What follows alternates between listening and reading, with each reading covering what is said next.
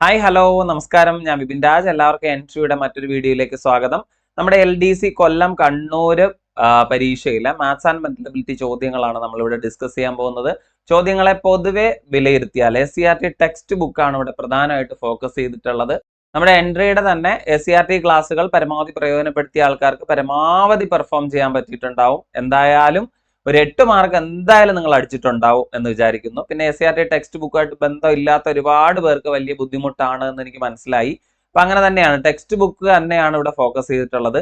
9ാം ക്ലാസ്സിലെ text book കൃത്യമായി നോക്കിയ ഒരാളിന് തന്നെ അതിനകത്ത് 4 മാർക്ക് കിട്ടും. ആ രീതിയിലാണ്. ഏതാണ്ട് ടെക്സ്റ്റ് ബുക്ക് എടുത്തു വെച്ചു, SCRT ടെക്സ്റ്റ് ബുക്ക് എടുത്തു, 1-2 യൂണിറ്റ്സ് മറിച്ച് നോക്കി, അതിൽ നിന്ന് ചോദ്യം ഇട്ട പോലത്തെ ഒരു ഫീലാണ് നമുക്ക് ഉണ്ടായിട്ടുള്ളത്. അപ്പോൾ അതിനകത്ത് നമ്മുടെ സിലബസ് ഫുള്ളായിട്ട് കവർ ചെയ്തോ എന്ന് ചോദിച്ചാൽ ആ രീതിയിലല്ല ചോദ്യം വന്നിട്ടുള്ളത്. അപ്പോൾ സിലബസിനകത്തുള്ള ടോപ്പിക്കുകൾ നോക്കുകയാണെങ്കിൽ ആ രീതിയിൽ ചോദ്യം വന്നിട്ടേ ഇല്ല. SCRT ടെക്സ്റ്റ് ബുക്ക് എടുത്തു, അതിൽ നിന്ന് ചോദ്യങ്ങളെ സെലക്ട് ചെയ്തു ഇട്ടു. ഇത്രേ മാത്രമേ അവിടെ നടന്നിട്ടുള്ളൂ. അപ്പൊ അതുകൊണ്ട് തന്നെ ആ ചോദ്യങ്ങൾ എങ്ങനെ കിട്ടി, അല്ലെങ്കിൽ ആ ചോദ്യങ്ങളുടെ ഉത്തരം എങ്ങനെ വന്നു എന്നാണ് നമ്മളിവിടെ ചർച്ച ചെയ്യാൻ പോകുന്നത്. അപ്പൊ ആ ചോദ്യങ്ങളിലൂടെ ഒന്ന് ജസ്റ്റ് കടന്നു പോവാം. ആദ്യത്തെ ചോദ്യം ഇങ്ങനെയായിരുന്നടാ: ഒരു ബഹുഭുജത്തിന്റെ പുറം കോണുകളുടെ തുക അതിന്റെ അകം കോണുകളുടെ തുകയുടെ 2 മടങ്ങാണ് എങ്കിൽ ബഹുഭുജത്തിന് എത്ര വശങ്ങളുണ്ട്? ഭയങ്കര സിമ്പിൾ ക്വസ്റ്റ്യൻ ആണ്, പക്ഷെ അതിനകത്തൊരു ലോജിക് ഉണ്ട്. ഒരു ബഹുഭുജത്തിന്റെ പുറം കോണുകളുടെ തുക എന്ന് പറയുന്നത്, ഏതൊരു ബഹുഭുജം എടുത്താലും പുറം കോണുകളുടെ തുക നമ്മുടെ തന്നെ മെൻസുറേഷൻ ക്ലാസ്സിനകത്ത് എടുത്തു പറയുന്ന കാര്യമാണ്. എപ്പോഴും 360 ഡിഗ്രി ആയിരിക്കും എല്ലാ ബഹുഭുജങ്ങളുടെയും പുറം കോണുകളുടെ തുക, അല്ലെ? അപ്പൊ ഇതിന്റെ പകുതിയാണ് അകം കോണുകളുടെ തുക എന്നല്ലേ? അല്ലെ? പുറം കോണുകളുടെ തുക അതിന്റെ അക കോണുകളുടെ തുകയുടെ 2 മടങ്ങാണ് എങ്കിൽ ഈ 360ന്റെ നേരെ പകുതി എടുത്താൽ നമുക്ക് എന്ത് കിട്ടിയിട്ടുണ്ടാവും? 180 എന്ന് കിട്ടിയിട്ടുണ്ടാവും. ആണല്ലോ. ഇനി ഒന്ന് വായിച്ചു നോക്കിയേ. ഒരു ബഹുഭുജത്തിന്റെ പുറം കോണുകളുടെ തുക അകം കോണുകളുടെ തുകയുടെ 2 മടങ്ങാണ്. അപ്പൊ അകം കോണുകളുടെ തുക 180 അല്ലേ? അകം കോണുകളുടെ തുക 180 ആണെങ്കിൽ ആ ബഹുഭുജത്തിന് പറയുന്ന പേരെന്താ? ഒന്ന് പെട്ടെന്ന് പറഞ്ഞേ. എല്ലാവർക്കും അറിയാം, ത്രികോണം, അല്ലെ?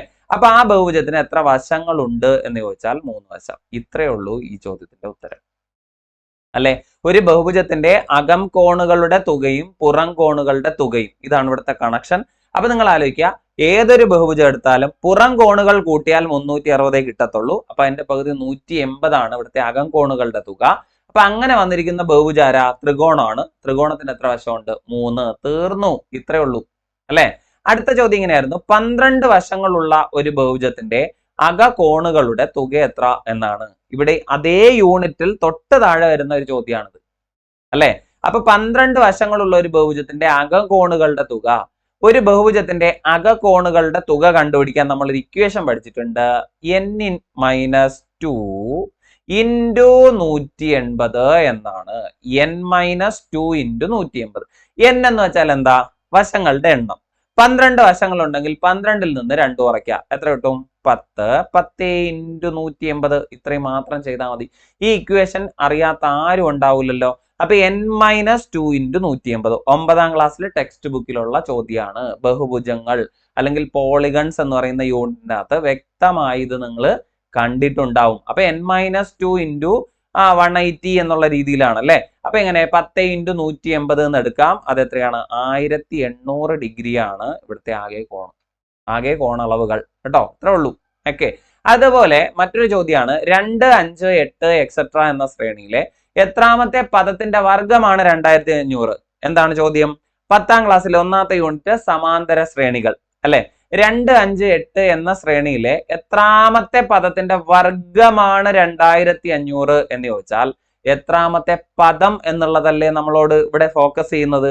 അപ്പൊ നിങ്ങൾ ആലോചിക്കുക, ഈ 2500 എന്ന് പറയുന്നത്, 2500 എന്ന് പറയുന്നത് ആ ഒരു സംഖ്യയുടെ സ്ക്വയർ ആണല്ലോ. അപ്പൊ നമ്മൾ 2500ന്റെ റൂട്ട് എടുത്തെഴുതുക. എടാ, 2500ന്റെ റൂട്ട് എത്രയാ മക്കളെ? പറയടാ. 50, അല്ലെ? അപ്പൊ ഇതിനകത്ത് 2, 5, 8 2, 5, 8 എക്സെട്ര ഏതുവരെയാണ്? 50 വരെയാണ്. കണ്ടോ? ഈ ഒരു ശ്രേണിയിൽ എത്ര പദങ്ങളുണ്ട്? ഇതാണ് ചോദ്യം. ഈ ഒരു ശ്രേണിയിലെ പദങ്ങളുടെ എണ്ണമാണ് ചോദ്യം. അപ്പൊ 50 എത്രാമത്തെ പദം എന്നറിയാൻ n കണ്ടുപിടിക്കാനാണ് ചോദ്യം. അതിനെന്താ മാർഗം? പഠിച്ചിട്ടുണ്ട് നിങ്ങൾ. എന്താ? അവസാന പദത്തിൽ നിന്ന്, അതായത് nth ടേമിൽ നിന്ന് ഫസ്റ്റ് ടേം കുറയ്ക്കുക. Tn ൽ നിന്ന് T1 കുറയ്ക്കുക. എന്നിട്ടോ ഇവിടെ ഒരു കോമൺ ഡിഫറൻസ് ഉണ്ട് അല്ലേടാ, പൊതു വ്യത്യാസം ഉണ്ട്. അത് എത്രയാ പൊതു വ്യത്യാസം? എത്ര വീതം ഇവിടെ കൂടി പോകുന്നേ? 3 വീതമാണ്. പൊതു വ്യത്യാസം കൊണ്ട് ഹരിക്കുക, അവസാന പദത്തിൽ നിന്ന് ആദ്യ പദം കുറയ്ക്കുക, പൊതു വ്യത്യാസം കൊണ്ട് ഹരിക്കുക, 1 കൂട്ടി എഴുതുക അല്ലെ. ഇവിടുത്തെ അവസാന പദം എന്ന് പറയുന്ന ആരാണ്? 50 ആണ്. 50-ൽ നിന്ന് ആദ്യ പദം ആരാണ്? 2 ആണ്. 2 കുറച്ച ശേഷം പൊതുവ്യത്യാസമായ 3 ഹരിക്കുന്നു, 1 കൂട്ടുന്നു. 50-ൽ നിന്ന് 2 കുറച്ചു 48. 48-നെ 3 കൊണ്ട് ഹരിച്ചു. 48-ൽ നിന്ന് 3 ഹരിച്ചാൽ നമുക്ക് കിട്ടുന്നത് 16 എന്നാണ്. 16 1 എത്രയാ? 17. മനസ്സിലായോ? ഈ 50 എന്ന് പറയുന്നത് ഈ ശ്രേണിയിലെ എത്രാമത്തെ പദമാണ് എന്ന് ചോദിച്ചാൽ 17 എന്ന് കിട്ടും. ഓക്കെ ആണേ. അവസാന പദമാണ് 50. 50-ൽ നിന്ന് ആരെ കുറയ്ക്കുക? ഒന്നാമത്തെ പദമായ 2 കുറച്ചു 48. 48-നെ പൊതു വ്യത്യാസമായ 3 കൊണ്ട് ഹരിച്ചു. 48-നെ പൊതു വ്യത്യാസമായ 3 കൊണ്ട് ഹരിച്ചു. എത്ര കിട്ടി? 16. 16 1 17. തീർന്നു. ഇത്രയുള്ള ആൻസർ. ഓക്കെ. അതുപോലെ മറ്റൊരു ചോദ്യം, 8% വാർഷിക കൂട്ടുപലിശ കണക്കാക്കുന്ന ഒരു ബാങ്കിൽ 25,000 രൂപ നിക്ഷേപിച്ചാൽ 2 വർഷങ്ങൾക്ക് ശേഷം കിട്ടുന്ന പലിശ എത്ര? 8ാം ക്ലാസ്സിൽ പലിശയായിട്ട് ബന്ധപ്പെട്ട ചോദ്യങ്ങൾ നമ്മൾ ചെയ്യുന്നുണ്ട്. അതിനകത്ത് കൂട്ടുപലിശ വ്യക്തമായി ചെയ്യുന്നുണ്ട്. ഇതേ നമ്പർ നിങ്ങൾക്ക് ടെക്സ്റ്റ് ബുക്കിനകത്ത് കാണാൻ പറ്റും അല്ലെ. 25,000 രൂപ 8% വാർഷിക കൂട്ടുപലിശ നിരക്കിൽ 2 വർഷത്തേക്ക്. നമുക്ക് പാസ്കൽ മെത്തേഡ് അറിയാലോ? അറിയാം. എങ്ങനെയാണ്? 2 വർഷത്തേക്ക് എടുക്കുമ്പോൾ നമ്പർ സീരീസ് നമ്മൾ 2 1 എന്നാണ് എടുക്കുന്നത്. അതെങ്ങനെയാ ചെയ്യുക? നമ്മുടെ 25,000 അതുപോലെ അങ്ങ് എടുത്തെഴുതുക അല്ലെ. 25,000-ന്റെ എത്ര ശതമാനമാടാ? 8%. 25,000-ന്റെ 8%. 25,000-ന്റെ 8% എന്ന് വെച്ചാൽ എത്രയാ? അത് 2,000 രൂപയാണ് ആണല്ലോ. അതവിടെ അങ്ങ് എഴുതുക. എന്നിട്ട് ഈ 2,000 എന്ന് പറയുന്ന നമ്പറിന്റെ 8% ഒരു തവണയും കൂടെ എടുക്കുക. എന്തിനാ? 2 കൊല്ലം ആയോണ്ടാണ് അല്ലെ. അപ്പൊ 2,000-ന്റെ 8% എത്രന്ന് വെച്ചാൽ എത്രയാ? 160 ആണ് ആണല്ലോ. അപ്പൊ ഈ 2 1 എടുത്ത് ചെയ്തോളൂ. 2 1 എടുത്ത് കഴിയുമ്പോൾ 2,000-നെ 2 കൊണ്ട് ഗുണിക്കുക. അപ്പൊ എത്ര കിട്ടി? 4,000. 160-നെ 1 കൊണ്ട് ഗുണിക്കുക. 160. അപ്പൊ 4,160. ടോട്ടൽ പലിശ എത്ര എന്ന് വെച്ചാൽ 4,160 ആണ്. പലിശ ടോട്ടൽ എത്രയാണ്? 4,160 ആണ്. 25,000-ന്റെ 8% എടുത്തു 2,000, അതിനെ 2 കൊണ്ട് ഗുണിച്ചു. പിന്നെ ഈ 2,000-ന്റെ 8% എടുത്തു, അതിനെ 1 കൊണ്ട് ഗുണിച്ചു. ഇത്രേ ഉള്ളൂ. ഇത് മാത്രം ചെയ്താൽ മതി അല്ലെ. നിങ്ങൾ ചെയ്തിട്ടുള്ളതല്ലേ? അടുത്തൊരു ചോദ്യം, 2½ സ്ക്വയർ മൈനസ് 1½ സ്ക്വയർ. കണ്ടോ? ഇത് ഐഡന്റിറ്റീസ് അല്ലെങ്കിൽ സർവ്വസമവാക്യങ്ങൾ എന്ന് പറഞ്ഞിട്ട് നമ്മളൊരു യൂണിറ്റ് 8ാം ക്ലാസ്സിൽ പഠിക്കുന്നുണ്ട്. ആ ഒരു യൂണിറ്റിൽ നിങ്ങൾ ഇതുപോലത്തെ ചോദ്യം സെയിം നമ്പർ കണ്ടിട്ടുണ്ടാവും അല്ലെ. 2.5-ൽ നിന്ന് 1.5 കുറച്ചാൽ എത്ര? ഇത് നമുക്ക് അല്ലാതെ ഡയറക്റ്റ് ആയിട്ട് വേണമെങ്കിൽ ചെയ്യാം, ഐഡന്റിറ്റീസ് ഉപയോഗിച്ചും ചെയ്യാം അല്ലെ. എങ്ങനെയാ അത്? A square minus B square എന്നല്ലേ മക്കളെ അല്ലെ. എ സ്ക്വയറിൽ നിന്ന് ബി സ്ക്വയർ കുറച്ചാൽ എന്ത് കിട്ടും എന്ന് ചോദിച്ചാൽ A plus B into A minus B. ഇതിന്റെ ആവശ്യമേ ഉള്ളൂ. മനസ്സിലായോ? A plus B into A minus B. A plus B എന്ന് വെച്ചാൽ ഈ 2.5 എടുക്കുക, ഈ 1.5 എടുക്കുക. 2.5 1.5. എ ആയിട്ട് 2.5 എടുക്കുക, ബി ആയിട്ട് 1.5 എടുക്കുക. അപ്പൊ 2.5 1.5 കൂട്ടി എഴുതാമല്ലോ. 2.5 1.5 കൂട്ടി എഴുതി എത്ര കിട്ടും? 4 എന്ന് കിട്ടും. 2.5 1.5 കുറച്ച എത്ര കിട്ടും? 1 എന്ന് കിട്ടും. അപ്പൊ 4 × 1 4 തന്നെയായിരിക്കും. ഇത്രയുള്ള ആൻസർ അല്ലെ. അപ്പൊ 2.5-യും 1.5-യും ചേർത്ത് 4, 2.5-യും 1.5-യും കുറച്ചപ്പോ 1, 4 × 1 4. അത്രേ ഉള്ളൂ ഉത്തരം. ഓക്കെ. അടുത്തൊരു സീരീസ് ആണ്. ഇത് നമ്മൾ എപ്പോഴും ചെയ്യുന്നതല്ല കേട്ടോ. നമ്മൾ ചിലപ്പോൾ പഠിച്ചിട്ടേ ഉണ്ടാവൂല. ഒരുപക്ഷെ നമ്മുടെ PSC പരീക്ഷകളിൽ വർഷങ്ങൾക്ക് മുമ്പ് ഞാൻ ഈ ചോദ്യം കണ്ടിട്ടുണ്ട്. റീസെന്റ് ആയിട്ടുള്ള പരീക്ഷകളിലൊന്നും ഇങ്ങനെ ചോദ്യം ഡയറക്റ്റ് ആയിട്ട് ചോദിച്ചിട്ടില്ല. പക്ഷെ എല്ലാവർക്കും ചെയ്യാൻ പറ്റുന്ന ഒരു ചോദ്യമാണ്. അതാന്ന് വെച്ചാലേ 1 × 2, 2 × 3, 3 × 4 ഇങ്ങനെ പോകുന്ന ഒരു ശ്രേണിയാണ്. ഇതിലെ 10 പദങ്ങളുടെ തുക എത്ര എന്നാണ്. ഒരു 2 മിനിറ്റ് ഒന്ന് മെനക്കെടാമെങ്കിലും ഇതിന്റെ ഉത്തരം എല്ലാവർക്കും ചെയ്യാൻ പറ്റും അല്ലെ. ഒന്ന് മെനക്കെടണം, അത്രേ ഉള്ളൂ. അതായത് 1 × 2 1ഉം 2ഉം കൂടെ ഗുണിച്ചാൽ എത്ര കിട്ടും എന്ന് ചോദിച്ചാൽ 2. ഇപ്പൊ 2 3ഉം കൂടെ ഗുണിച്ചാൽ എത്ര എന്ന് ചോദിച്ചാൽ അത് 6. അടുത്ത 3ഉം 4ഉം കൂടെ ഗുണിച്ചാൽ എത്ര എന്ന് ചോദിച്ചാൽ എത്രയാ? 12. അടുത്ത 4ഉം 5ഉം കൂടെ ഗുണിച്ചാൽ എത്ര കിട്ടും? 20. അടുത്ത 5ഉം 6ഉം കൂടെ ഗുണിച്ചാൽ എത്ര കിട്ടും? 30. അടുത്ത 6ഉം 7ഉം കൂടെ ഗുണിച്ചാൽ എത്ര കിട്ടും? 42. ഓക്കെ ആണോ? ഈ രീതിയിൽ അടുത്തോ 7ഉം 8ഉം കൂടെ ഗുണിക്കുക 56. അടുത്തതോ 9ഉം 10ഉം കൂടെ ഗുണിക്കണോ? അല്ല, 8ഉം 9ഉം കൂടെ ഗുണിക്കുക എത്ര? 72. അടുത്തതാണ് 9ഉം 10ഉം കൂടെ ഗുണിക്കുക 90. പിന്നെ 10ഉം 11ഉം കൂടെ ഗുണിക്കുക 110. ഇത്ര എഴുതി കൂട്ടാമെങ്കിൽ ഈ ചോദ്യത്തിന്റെ ഉത്തരമായി. മനസ്സിലായോ? ഇതിങ്ങനെ ചെയ്യാം കേട്ടോ, ഇങ്ങനെ കൂട്ടി എഴുതാം. ഇതൊന്നും അറിയാത്ത ആൾക്കാർക്ക് പോലും ചെയ്യാൻ പറ്റും. 2 മിനിറ്റ് മെനക്കെട്ടാലേ കിട്ടത്തുള്ളൂ. ഓക്കെ, ഈ പകരം ഇത്തരം ചോദ്യങ്ങൾക്ക് നമ്മൾ പൊതുവെ ഇതിനൊരു ടെക്നിക് ഉണ്ട്, ഇതിനൊരു ഇക്വേഷൻ ഉണ്ട്. നിങ്ങൾ പഠിച്ചിട്ടുണ്ടോ എന്ന് എനിക്കറിയില്ല. നമ്മുടെ ക്ലാസ്സുകളിൽ നമ്മൾ ഇത്തരം സീരീസ് പറയുന്നത് എവിടെയാണ്? ആക്ച്വലി റീസണിങ് ഭാഗത്താണ്. പക്ഷെ അവരുടെ തുക നമ്മൾ പറയാറില്ല അല്ലെ. അപ്പൊ അതുകൊണ്ട് തന്നെ കോമൺ ആയിട്ട് നമുക്ക് ഇത്തരം ചോദ്യങ്ങൾ കാണുമ്പോൾ ഒരു ആശങ്ക ഉണ്ടാവും. പക്ഷെ ഇങ്ങനെ കോമൺ ആയിട്ട് എഴുതി ചെയ്യാൻ പറ്റുന്ന കുറച്ച് സീരീസ് നമ്മൾ പഠിച്ചിട്ടുണ്ടായിരുന്നു. അപ്പൊ ആ കൂട്ടത്തിൽ ചെയ്തവർക്ക് ഇത് കിട്ടിയിട്ടുണ്ടാവും. അല്ലാന്നുണ്ടെങ്കിൽ ഇതിനൊരു ഫോർമുല ഉണ്ട്. ഫോർമുല ഇങ്ങനെയാണ്: n × n+1 × n+2 divided by 3 എന്നാണ് ആ formula. n × n+1 × n+2 divided by 3. ഇത്രയും മാത്രം മതി. n എന്ന് വെച്ചാൽ ഇവിടെ എത്ര പദങ്ങളുടെ തുകയാ പറഞ്ഞിരിക്കുന്നത്? 10 പദങ്ങളുടെ. അപ്പൊ 10 × 11 × 12 ഡിവൈഡഡ് ബൈ 3. ഇത്രയും മാത്രമേ ഇവിടെ ആവശ്യമുള്ളൂ. മനസ്സിലായോ? ഈ 3യും ഈ 12ഉം കൂടെ ക്യാൻസൽ ചെയ്താൽ 4 എന്ന് കിട്ടും. 4 × 11 44, ഒരു 10ഉം കൂടെ അതിന് ഗുണിച്ച് ചേർത്താൽ മതി. അപ്പൊ ആൻസർ 440 എന്നാണ്. ഇവിടുത്തെ തുക എത്ര എന്ന് ചോദിച്ചാൽ നമ്മൾ വേറെ ഒന്നും ആലോചിക്കാനില്ല, 440 കേട്ടോ. ഇനി അതെല്ലാം കൂടെ ആഡ് ചെയ്ത് എഴുതിയാലും നിങ്ങൾക്ക് ഈ ആൻസർ കിട്ടിക്കോളും കേട്ടോ. ആ കാണുന്ന നമ്പേഴ്സ് ഒന്ന് ആഡ് ചെയ്യണം എന്ന് മാത്രമേ ഉള്ളൂ. മനസ്സിലായോ? 1 × 2, 2 × 3, 3 × 4, 4 × 5, 5 × 6, 6 × 7 അങ്ങനെ വരുന്നതാണ്. അപ്പൊ ആ നമ്പേഴ്സ് ഒന്ന് ആഡ് ചെയ്താലും നിങ്ങൾക്ക് ഉത്തരം കിട്ടും. അല്ലെങ്കിൽ ഈ ഫോർമുല ഉപയോഗിക്കുക, n × n+1 × n+2 divided by 3. ആ രീതിയിൽ ചെയ്താലും ഒരു കുഴപ്പമില്ല. ഓക്കെ, അടുത്തൊരു ചോദ്യം. ഒരു ചതുർഭുജത്തിലെ കോണളവുകൾ 1:2:3:4 ആണ്. എന്നാൽ വലിയ കോൺ എത്ര? അല്ലെ. അപ്പൊ ഒരു ചതുർഭുജത്തിന്റെ കോണളവുകളുടെ തുക എത്ര? എല്ലാവർക്കും അറിയാം, 4 വശങ്ങളുള്ള ഒരു രൂപത്തിന്റെ കോണളവുകളുടെ തുക എന്ന് വെച്ചാൽ 360 ഡിഗ്രിയാണ്. അതറിയാത്ത ആരെങ്കിലും ഉണ്ടോ? അല്ലെങ്കിൽ n-2 × 180 ചെയ്ത് നോക്കിയാലും മതി. മനസ്സിലായോ? 9ാം ക്ലാസ്സിൽ n-2 × 180 ആ ഒരൊറ്റ യൂണിറ്റ് മാത്രം നോക്കിയാൽ ഈ ചോദ്യം ചെയ്തൂടെ? യെസ്. അപ്പൊ 360 കിട്ടി. ഇവിടുത്തെ അംശബന്ധം നോക്കടാ, 1:2:3:4 അല്ലെ. അപ്പൊ ഈ 4 കോണുകളുടെ തുകയാണല്ലോ വേണ്ടത്. അപ്പൊ 1ഉം 2ഉം 3ഉം 4ഉം കൂടെ കൂട്ടുക അല്ലെ. 1, 2, 3 അല്ലെ. 1, 2, 3, 4 കൂട്ടുമ്പോ എത്ര കിട്ടുന്നുണ്ട്? 4 3 7, 7 2 9, 9 1 10 ആണല്ലോ, 10. അപ്പൊ നമ്മൾ ചെയ്യേണ്ട സിമ്പിൾ കാര്യമാണ്. ഈ 360നെ എന്ത് ചെയ്യുക? 10 കൊണ്ടങ്ങ് ഡിവൈഡ് ചെയ്യുക. അവരുടെ തുകയില്ലേ, 1ന്റെയും 2ന്റെയും 3ന്റെയും 4ന്റെയും തുക കൊണ്ട് ഡിവൈഡ് ചെയ്യുക. എത്ര കിട്ടോടാ? 36 ഡിഗ്രി എന്ന് കിട്ടുമല്ലോ. ഇതിലെ വലിയ കോണാണ് നമുക്ക് വേണ്ടത്. വലിയ കോണിനെ സൂചിപ്പിക്കുന്ന നമ്പർ പറഞ്ഞേ. ആ കൂട്ടത്തിലെ വലിയ നമ്പർ ആരാ? 4 അല്ലേ? അത്രേ ഉള്ളൂ. അപ്പൊ നമ്മൾ വലിയ കോൺ കണ്ടുപിടിക്കാൻ, ആ കൂട്ടത്തിലെ വലിയ കോൺ കണ്ടുപിടിക്കാൻ 36 × 4 മാത്രം എടുത്താൽ മതി. 36 × 4 എത്രയാടാ? 144 ഡിഗ്രി. കഴിഞ്ഞു. 144 ഡിഗ്രിയാണ് ഇവിടുത്തെ ആൻസർ. ഇത്രേ ഉള്ളൂ. 1 2 3 4 കൂട്ടുമ്പോ 10, 360നെ 10 കൊണ്ട് ഡിവൈഡ് ചെയ്താൽ 36, 36 × 4 144. ഇത്രയേ ഉള്ളൂ ഇവിടുത്തെ ആൻസർ. കണ്ടോ?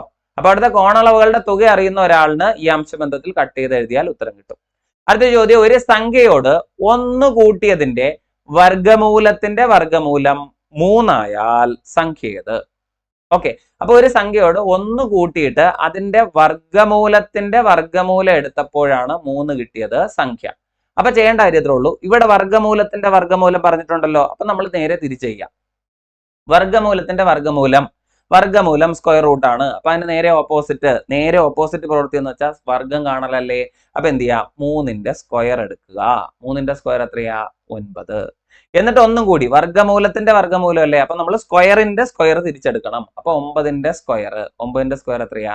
81 അല്ലെ. ഇവിടെ എന്ത് പറഞ്ഞിട്ടുണ്ട്? സംഖ്യയോട് 1 കൂട്ടിയതിന്റെ എന്ന് പറഞ്ഞിട്ടുണ്ടല്ലോ. ഉണ്ട്. അപ്പൊ സംഖ്യയോട് 1 കൂട്ടിയതിന്റെ ആണ് എങ്കിൽ നമ്മൾ എന്ത് ചെയ്യാ? ഈ കിട്ടിയതിൽ നിന്ന് 1 കുറച്ചാൽ മതി. അപ്പൊ 81ൽ നിന്ന് 1 കുറച്ചാൽ മതിയടാ. അപ്പൊ നമ്പർ ഏതാ? 80. ഈ 80നോട് 1 കൂട്ടിയിട്ട് സ്ക്വയർ റൂട്ട് എടുത്തപ്പോഴാണ് നമുക്ക് എന്ത് കിട്ടിയത്? 3 കിട്ടിയത്. അത്രേ ഉള്ളൂ കാര്യം. ഓക്കെ, അങ്ങനെ ചെയ്യാൻ നിങ്ങൾക്ക് ബുദ്ധിമുട്ടാണെങ്കിൽ ഇങ്ങനെ ചെയ്യാം. അതായത് x എന്നാണ് നമ്പർ അല്ലെ. ഏതോ ഒരു നമ്പറിനോട് 1 കൂട്ടി. അപ്പൊ x എന്ന് പറയുന്ന നമ്പറിനോട് എന്ത് ചെയ്തു? 1 കൂട്ടി അല്ലെ. എന്നിട്ട് അതിന്റെ സ്ക്വയർ റൂട്ട് എടുത്തു അല്ലെ. എന്നിട്ട് പിന്നെയും 1 കൂടി സ്ക്വയർ റൂട്ട് എടുത്തപ്പോഴാണ് എന്ത് കിട്ടിയത്? 3 കിട്ടിയത്. അപ്പൊ നമ്മൾ എന്ത് ചെയ്യുക? ഓരോ സ്ക്വയർ റൂട്ട് ആയിട്ട് കളയുക. അല്ലെ? ആദ്യം ഒരു തവണ ഇതിനെ ഒന്ന് സ്ക്വയർ ചെയ്യുക. ഇതിനെ ഒന്ന് സ്ക്വയർ ചെയ്യുമ്പോൾ എന്ത് കിട്ടും?